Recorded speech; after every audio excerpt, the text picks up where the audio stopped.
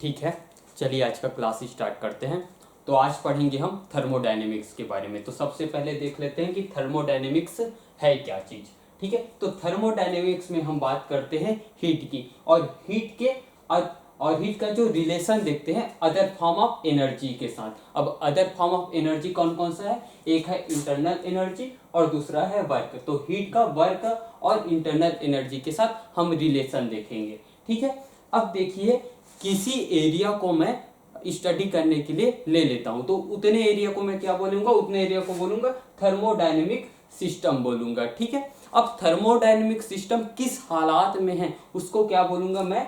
State. उसका state क्या है ये बताना हो तो मैं पी वी टी का यूज करके बता सकता हूं। अगर मुझे पी वी टी पता है किसी सिस्टम का, तो मुझे उसका स्टेट पता है, वो किस हालत में है ये बात मुझे पता है। ठीक है, अब मैंने पूरे यूनिवर्स में कुछ एरिया को अलग से ले लिया स्टडी करने के लिए, उतने को मैं बोल रहा हूँ सिस्टम, और बाकी जो एरिया बचा यूनिवर्स में उतने को बोला जाता है सराउंडिंग। अब ये जो थर्मोडायनेमिक सिस्टम है इसके तीन टाइप होते हैं। एक है ओपन सिस्टम, दूसरा है क्लोज सिस्टम, तीसरा है आइसोलेटेड सिस्टम। अब ओपन सिस्टम किसको बोलते हैं? देखिए, अगर हम पानी को गर्म करें तो क्या होगा कि पानी धीरे धीरे गर्म होगा, उसके बाद वाष्प बन के क्या हो जाएगा? उड़ने लगेगा। तो वहां पास मास भी जा रहा है और एनर्जी का भी लॉस हो रहा है। इस बर्तन से क्या हो रहा है? इस बर्तन से धीरे धीरे मास भी कहीं बाहर चला जा रहा है और हीट भी, एनर्जी भी धीरे धीरे बाहर चली जा रही। तो ऐसे सिस्टम को हम बोलते हैं ओपन सिस्टम। ठीक है, ये दूसरा वाला बर्तन देखिए, इसमें क्या हो रहा है कि यहां से कहीं मटेरियल बाहर नहीं जा पा रहा। ठीक है, मास में कोई कमी नहीं आ रही इसके अंदर। ठीक है, तो मटेरियल नहीं जा पा रहा है, लेकिन हीट अगर इससे बाहर निकल जाए तो ऐसे सिस्टम को हम बोलते हैं क्लोज सिस्टम। और तीसरा जो ऐसा सिस्टम है आइसोलेटेड सिस्टम, किसको बोलते हैं? जहां पे ना तो मटेरियल बाहर जा पाए, न ही जो आपका एनर्जी या हीट जो है वो बाहर जा पाए। जैसे कि हमारे पास थर्मस बॉटल जो है कुछ हद तक वो आइसोलेटेड सिस्टम की तरह काम करता है। ठीक है, लेकिन वो पूरी तरीके से आइडियल आइसोलेटेड सिस्टम नहीं है। कुछ टाइम तक ठीक है, कुछ टाइम तक काम करता है, लेकिन पूरी तरीके से हम उसको नहीं बोल सकते। अब हम जीरोथ लॉ ऑफ थर्मोडायनेमिक्स देख लेते हैं। जीरोथ लॉ ऑफ थर्मोडायनेमिक्स क्या कहता है कि अगर टेम्परेचर ए का और सी का टेम्परेचर सेम है, ये ये पहला ए का और सी का टेम्परेचर सेम है, बी और सी का टेम्परेचर सेम है, तो क्या होगा? ए और बी का टेम्परेचर भी सेम होगा। दूसरे शब्दों में हम क्या कह सकते हैं कि अगर ए और सी जो है थर्मल साम्य अवस्था में है, बी और सी भी क्या है? थर्मल साम्य अवस्था में है, तो ए और बी भी आपस में क्या होंगे? थर्मल साम्य अवस्था में होंगे। ठीक है, तो ये है आपका जीरोथ लॉ ऑफ थर्मोडायनेमिक्स। अब इंटरनल एनर्जी के बारे में देख लेते हैं थोड़ा सा।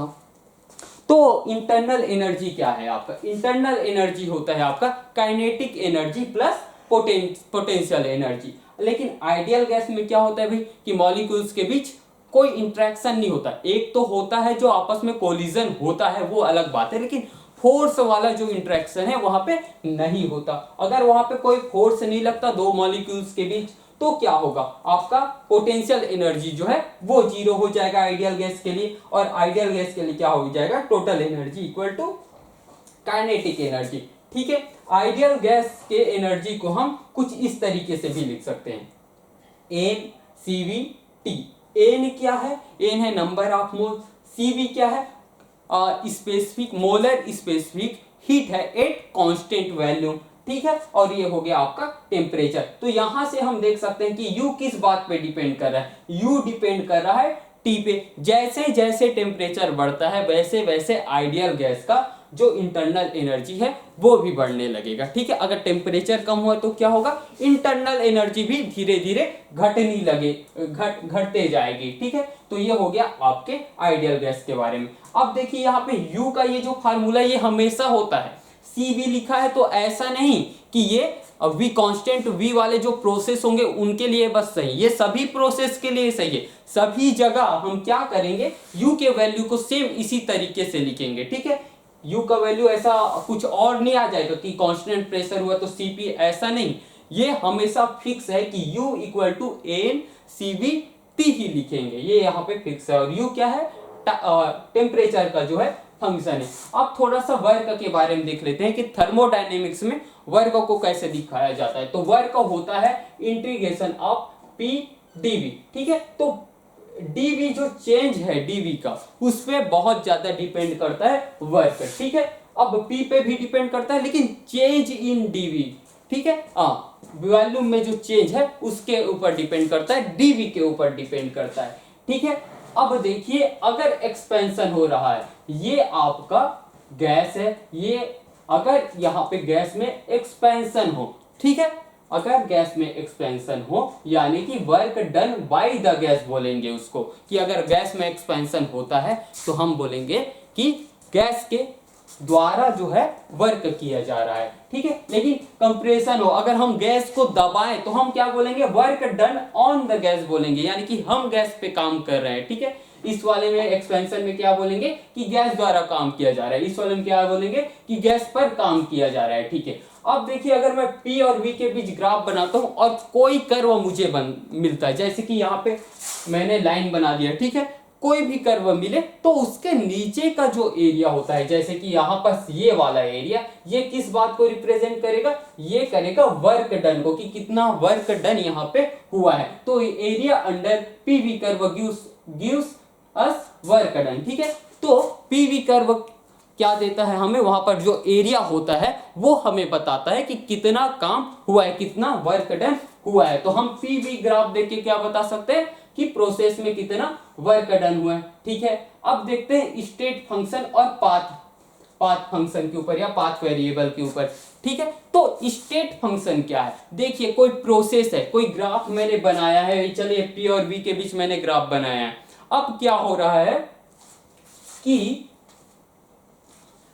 कोई गैस में मैं यहां पे हूं, अब धीरे धीरे ऐसा कोई प्रोसेस करता हूं कि मैं धीरे धीरे यहां तक आ गया। तो क्या हुआ कि इस पॉइंट और इस पॉइंट में मैं कई तरीके से आ सकता हूं। एक तो इस लाइन से आ सकता हूं, देखिए ये आपका P और V ग्राफ, यहां से यहां तक मुझे आना है। ये दो स्टेट है, ये पहला स्टेट और ये दूसरा स्टेट, ठीक है। तो यहां से यहां तक मैंने क्या बोला था कि स्टेट को कौन कौन सा चीज बताता है, P V T बताता है, ठीक है। तो यहाँ पे है P, यहाँ पे है V, यहाँ पे T भी होता है, ठीक है। P V अगर हमें पता है तो हमें T भी पता होता है। तो यहाँ पे हमें जानकारी है P की, V की और T की। तो मैं अगर इस स्टेट में हूं और इस स्टेट से इस स्टेट तक आता हूं, तो जो सिर्फ दोनों पॉइंट के ऊपर डिपेंड करेंगे उसको हम बोलेंगे स्टेट फंक्शन या स्टेट वेरिएबल, ठीक है। अब देखिए, मैं इस दोनों पॉइंट तक कई तरीकों से जा सकता हूं। मैं ऐसे जा सकता हूं, मैं ऐसे भी जा सकता हूं, मैं ऐसे जा सकता हूं, ठीक है। मैं कई तरीकों से जा सकता हूं और इन पाथ पर जो डिपेंड ना करे, जो इन दोनों पॉइंट पर डिपेंड करे, वो आपका है स्टेट फंक्शन। लेकिन जो इन पाथ पे डिपेंड करे, इस पाथ के लिए अलग वैल्यू आए, इस पाथ के लिए अलग वैल्यू आए, इस पाथ के लिए अलग वैल्यू आए, तो वो होता है पाथ वेरिएबल या पाथ फंक्शन में जिसको बोल सकता हूं। तो कौन कौन सी चीज, यहां से इस पाथ के लिए, इस पाथ के लिए, इस पाथ के लिए हीट और वर्क डन जो है अलग अलग होता है। जैसे कि वर्क डन की मैं बात करूं तो मैंने क्या बोला था, वर्क डन जो होगा वो कर्व के नीचे का जो एरिया होगा उसको हम वर्क डन बोलेंगे। तो इस वाले के लिए देखिए, इस वाले कर्व के लिए क्या होगा, इसके नीचे का पूरा एरिया वर्क हो जाएगा, ये हो गया वर्क। अब ये एरिया ज्यादा बड़ा है, इसके नीचे का एरिया, उसके बाद इसके नीचे का एरिया अलग है, फिर इसके नीचे का एरिया अलग है। तो क्या हुआ, तीनों में ही, तीनों पाथ के लिए वर्क की जो वैल्यू है वो अलग अलग हो गई, यानी कि वर्क क्या है, पाथ फंक्शन है, ठीक है। तो वर्क और हीट जो है वो पाथ फंक्शन होता है। और ये जो बाकी यहाँ पे लिखा है जैसे कि इंटरनल एनर्जी हो गई, वो क्या है, स्टेट फंक्शन है। स्टेट फंक्शन है क्या, internal energy. Internal energy path पे डिपेंड नहीं करती, मैं इस पाथ से होके जाऊं या इस पाथ से होके जाऊं या इस पाथ से होके जाऊं, उसमें कोई मतलब नहीं है। यू की जो वैल्यू जितनी चेंज होनी होगी उतनी ही चेंज होगी। क्यों, क्योंकि वो इन दोनों पॉइंट के ऊपर ही डिपेंड करती है, बाकी किसी पॉइंट पे बात पे डिपेंड नहीं करती, ठीक है, वो स्टेट फंक्शन है। और बाकी ये दोनों क्या है, पाथ फंक्शन है। अब एक्सटेंसिव वेरिएबल्स के बारे में देख लेते हैं, इंटेंसिव वेरिएबल्स के बारे में देख लेते हैं, ठीक है। तो एक्सटेंसिव वेरिएबल क्या है, जो डिपेंड करते हैं अमाउंट ऑफ सब्सटेंस पे, ठीक है, किस पे, अमाउंट ऑफ सब्सटेंस पे, ठीक है। तो क्या होता है, अब देखिए कौन कौन सी चीज है जो अमाउंट के मात्रा पे जो आपके मटेरियल के मात्रा पे डिपेंड करेगा, ठीक है। अगर और कौन कौन सी चीज है जो आपके अमाउंट पे डिपेंड नहीं करेगा मटेरियल के, देखिए अगर जो चीज मटेरियल के अमाउंट पे डिपेंड नहीं करेगा उसको क्या बोलेंगे, इंटेंसिव वेरिएबल बोलेंगे, और जो डिपेंड करेगा उसको क्या बोलेंगे, एक्सटेंसिव वेरिएबल्स बोलेंगे। अब अगर मैं एक रूम को दो भाग में बांट देता हूं, तो जो जो जिन जिन चीजों पे जिन जिन वेरिएबल्स में चेंज आ जाए, ठीक है, अगर मैं रूम को बराबर बराबर दो भाग में बांट दूं, तो जो जो आधा हो जाए वो डिपेंड कर रही है, ठीक है, और जो वही का वही बना रहे, आधा ना हो, ठीक है, वो क्या हो रहा है, अमाउंट पे डिपेंड नहीं कर रहा है। एक रूम है, ठीक है, वहां उस रूम को मैं दो भाग में बांट देता हूं, दोनों भाग का टेम्परेचर में अंतर आएगा क्या, नहीं आएगा, टेम्परेचर अब भी सेम था, पहले भी सेम रहेगा, दोनों ही पार्ट का जो टेम्परेचर है वो सेम रहेगा, अमाउंट पे डिपेंड नहीं कर रहा है, यानी कि टेम्परेचर क्या है, इंटेंसिव वेरिएबल है। प्रेशर में चेंज आएगा क्या, प्रेशर में भी कोई चेंज नहीं आएगा। गैस के डेंसिटी में चेंज आएगा क्या, नहीं, पहले रूम बड़ा सा था उसको दो बराबर भाग में बांट दिया, अब भी जो गैस का डेंसिटी है वो सेम टू सेम रहेगा, कोई चेंज नहीं आएगा। तो क्या हो गया, डेंसिटी, टेम्परेचर, प्रेशर, ये सब आपका इंटेंसिव वेरिएबल हो गया। लेकिन मास को अगर मैं देखूं, एक रूम था वहां पे गैस है जिसका मास m है, ठीक है, अब रूम को आधा आधा कर देता हूं तो मास भी क्या हो जाएगा, आधा आधा, यानी कि मास जो है डिपेंड कर रहा है अमाउंट पे, एक्सटेंसिव वेरिएबल हुआ, ठीक है। वैल्यूम अगर भी था, अब आधा आधा कर दिया तो वैल्यूम भी आधा हो गया। इंटरनल एनर्जी अगर यू थी पहले, अब गैस भी आधा आधा बढ़ गया तो उसका इंटरनल एनर्जी भी बढ़ जाएगा, U/2। तो ये तीनों चीज क्या हो गया, एक्सटेंसिव वेरिएबल हो गया, और ये तीनों चीज क्या हो गया, इंटेंसिव वेरिएबल हो गया, ठीक है। इतना लिखिए, फिर हम आगे देखेंगे।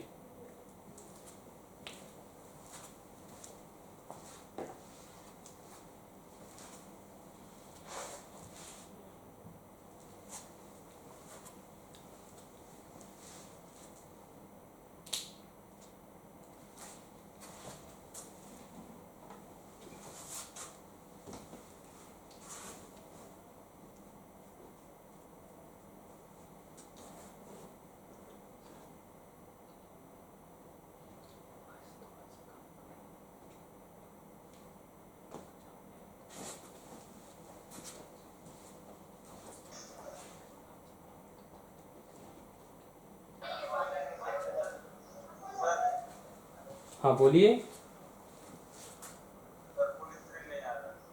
फुल स्क्रीन नहीं आ रहा है, अच्छा अच्छा रुकिए रुकिए।